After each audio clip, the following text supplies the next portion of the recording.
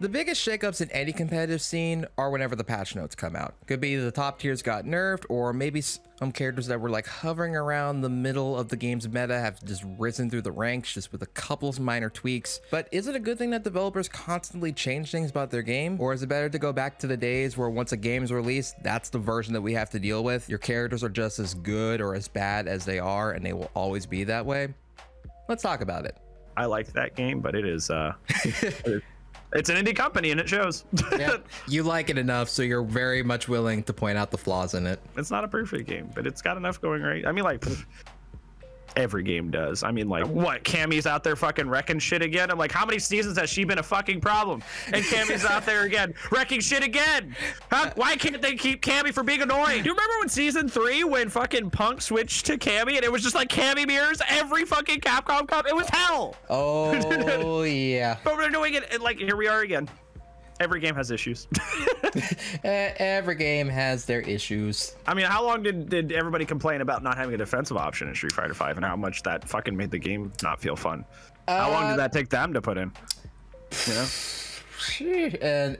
And now we have the defensive mechanic, and now we're like, hang on, wait, go back. I think it's the biggest problem with like the Dead by Daylight community is like, I'm used to this, right? Like, I'm like, yeah, you know, Akuma used to be so busted, it was annoying. He got like free vortexes and shit, and I was just like, this is dumb. I hate every aspect of this. My main character used to be bottom 5 in the game, and I was just like, this is miserable. Nothing connected. He was super stubby. His V-trigger was hot garbage. Like, I'm used to just like games being unbalanced and having issues, but it's like, you know, it's just you just deal with it, right? Like, yep. Like you throw it out there, you throw out your Johns, and you just like, you move on. Yeah. Like, the Dead by Daylight community is very much like, you have committed a sin against humanity because your game's broken. It's like, okay. Yeah. Oh, okay, Chief. I think, but that's like part of the fun though, as well, is just going like, wow, Ryu's pretty good now. Isn't that cool? Yeah. You know, how much did the Ryu Nation like constantly bitch about how fucking useless their character was, and now he's actually pretty good, and everybody's like, woohoo! Yep. You know. Yep. They took away the invincible DP post season 1, and it was like, well, sad times for like 4 years, and then they buffed them. It's like, all right, prospering, we can do things. Yeah, and like that came because people weren't happy with the character for so long. Like, something like good came from being like, wow, I fucking hate how stupid and weak my character is. Like that sentiment being shared by so many people for so long caused that great thing to happen. So like, that's why I get so like upset at people who are like that forced positivity nonsense. And I'm like, you wouldn't have got like God Ryu without fucking like, you know, saying something, you know? How many games is he in where he's just like lukewarm at best, just because they don't want the box art character that gets played a lot to like be able to do anything? Yeah. Like, now he can.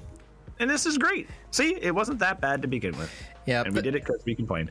Yeah, that is one of the good things about like video games in this like current era, that everything is pretty much subject to change, which can either make something mediocre, something really great, or it can make something that's pretty great, like just kind of meh. Yeah, because I'll tell you what, like I playing old games, like when you want to play like old games that like, you know, not a lot of people play anymore, you can be like, oh well, I like Q is a really cool looking character in Third Strike. I'm like, good luck. Good luck playing that competitively, because that can't change. You just gotta get shit on. It's like, I really like Shawn in Third Strike. Oh. Oh yeah, one game too late, my dude. One game too late. You just gotta deal with it, which is like, and I like a lot of people that say like, oh well, that like the good old days, you couldn't bitch about your character and make him better. I'm like, was that a good thing? Like, was that a good thing?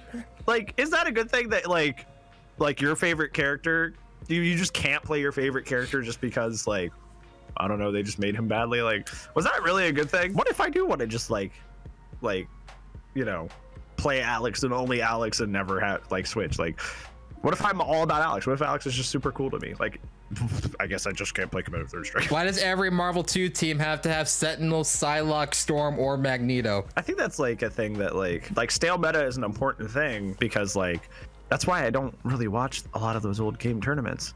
Because like, how many times can I watch like Makoto go up against Chun-Li, or Chun-Li go up against the Ken, before I'm just like, dude, I've seen everything before. Like, this is the same matchup we've been watching for like 20-30 years. Like, but like, that's why it's so important in like in our current, you know, landscape to be like, no, let's buff that button.